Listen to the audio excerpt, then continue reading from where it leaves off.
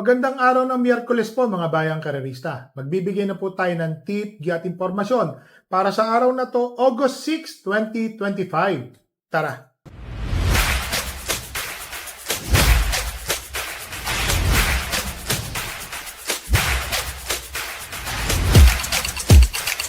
So mga bayang karerista, ngayong araw ng Miyerkules, alas 5 po ang start time ng karera. Pakita ko lang po ang ating kopya.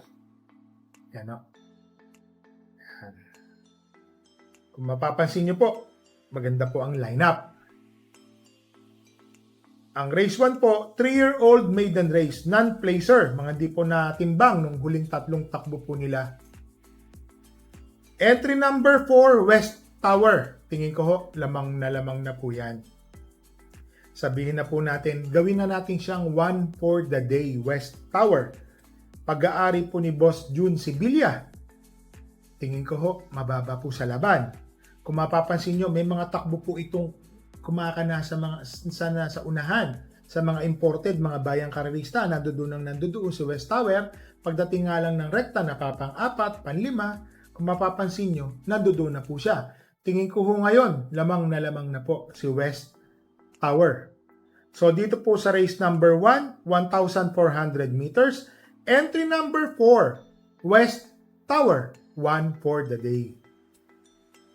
Dito no tayo sa race number 2. Rating points 42 to 56. Split po ito, 8 runners, 1,200 meters. First choice, entry number 3, Full Combat Order. Ang ganda at napakainam po ng panalo ni Full Combat Order nung huling takbo niya. Totoo lang ho, hangang-hanga ako, laglag ang aking panga. Napakaina, bumalik na po ang buti ni Full Combat Order. First choice. Second choice, entry number 1, Sting. Etong si Sting, pwede po itong manood na nagahabulan sa unan at biglang kakana. Para sa akin po, kung ganun po ang magiging diskarte ni Sting, maganda po ang kanyang numero. Numero 1, 1,200 meters niya ang distansya. Tingin ko may panalo po ito si Sting. Second choice. So dito sa race number 2, first choice, entry number 3, Full Combat Order. Second choice, entry number 1, Sting. Dito na tayo sa race number 3, rating points 17 to 41 split, 1,200 meters, 8 runners. First choice, entry number 6, Naughty Angel. Itong si Naughty Angel, consistent in the money. Segundo, tersero, natitimbang. Tingin ko ho, may panalo po ito. Ngayon po, ang tinatakbuhan po niya is ito po yung rating 5 na placers. Dahil natimbang po siya. First choice po natin yan. Second choice, Matuling Kabayo. Entry number 2, Beyond Smart. Itong si Beyond Smart, ito na po ang magdadala ng marcha. Tingin ko, pag ito ho napabayaan, naka-medya trangko, malaki po ang panalo. Naglagay po ako ng third choice, entry number 8, Lynch Pride. JMS Torque. Itong si Lynch Pride, may pagkamatulin din po ito, mga bayang karerista. Tingin ko may panalo rin naman po yan. So dito sa race number 3, first choice, entry number 6, Naughty Angel. Second choice, entry number 2, Beyond Smart. Third choice, entry number 8, Lynch Pride. So dito na tayo sa race number 4, rating points 17 to 41 split, 8 runners, 1,200 meters. First choice, entry number 3, Karing Melody. John Alvin Guse. Baka nagpapahiyang po. Si Alvin na po ang papatong kay Karing Melody. Tingin ko ho, malaki po ang panalo. Second choice, entry number 8, Lucky Nono. Etong si Lucky Nono, kung mapapansin nyo, nakailang panalo po yan. Last month, 2. Tingin ko ho, ngayon ho, malaki pa rin ho ang panalo ni Lucky Nono.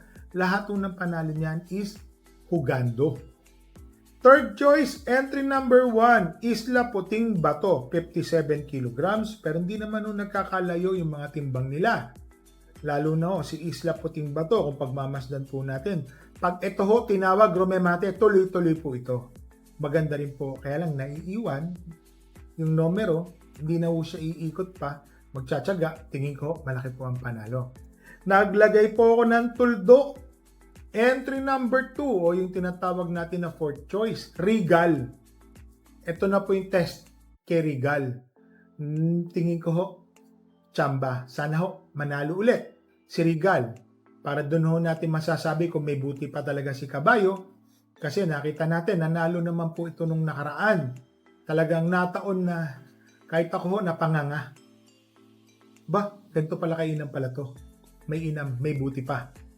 Talagang siguro nagamayan po ni JD Guko, ni Denden ba o ni Wenwen, yung aking inete, tingin ko ho, para sa akin ha, 1.14 medyo ang kanyang tinapos, tingin ko may panalo naman po. So dito sa race number 4, first choice, entry number 3, Karing Melody. Second choice, entry number 8, Lucky Nono. Third choice, entry number 1, Isla Puting Bato. Tuldok, entry number 2, Regal. Dito na tayo sa race number 5, rating 0.17 to 41 split, 1,200 meters, 8 runners. First choice, entry number 3, Sky Plus, JR De Ocampo. Etong si Sky Plus, alam naman natin, natitimbang yan sa non-placer. Ito parang ano po ito non-placer, non-placer. Natitimbang sa placer si Sky Plus. Tingin ko ho ngayon, malaki po ang chance ni Sky Plus na manalo. Tingin ko medyo nakakalamang po ito. Second choice, entry number 4, Street Queen. Magandang dihado po ito, si Street Queen. RC Baldonido po ang sasakay. Tingin ko ho, malaki ang panalo ni Street Queen, mga bayang karerista ha. Alam ko ito, meron itong sariling angking tulin. Pwede itong sumunod ng malapit na malapit. Pagdating ng rekta, bibibo, sabay layo. Yun po ang pagkakaalala ko dahil nanalo na po ito noon ng banderang tapos. Third choice, entry number 3, Start. P.O. Repe, si Paul Repe po ang sasakay. Ito pong si Start, tingin ko po may panalo rin po ito. Magandang dihado. So dito po sa race number 5, first choice, entry number 3, Sky Plus.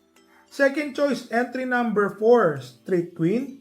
Third choice, entry number 6, Start. Dito na tayo sa race number 6, rating 42 to 56, point split, 8 runners. First choice, entry number 1, War Chief, RC Baldonido. Alam nyo mga bayang karerista, kaya siya po ang pinampremera ko. Marami po kasing matulin dito. Kagaya po ni Iyasaki, Over-Assuming, Brown Missile, Doña Patsy, yan po, mga matutulin po yan. Si War Chief po, pwede pong manood ng kwarto pwesto o terserong malapit na malapit. Tingin ko, malaki po ang panalo. Second choice, entry number 3, Over-Assuming. Si Over-Assuming, mainam po yung pinanalo niyan.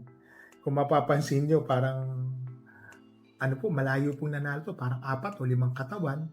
Tingin ko ngayon, baka lang ko kasi malutya. Kaya ang pinampremera ko, yung War Chief, nilagay ko lang po siyang second choice. Third choice, entry number 5, Brown Missile. Last race po, nanalo ito, Tinichinien po 1-12 sarado. Pati ako, napatunganga, pampremera po natin yan.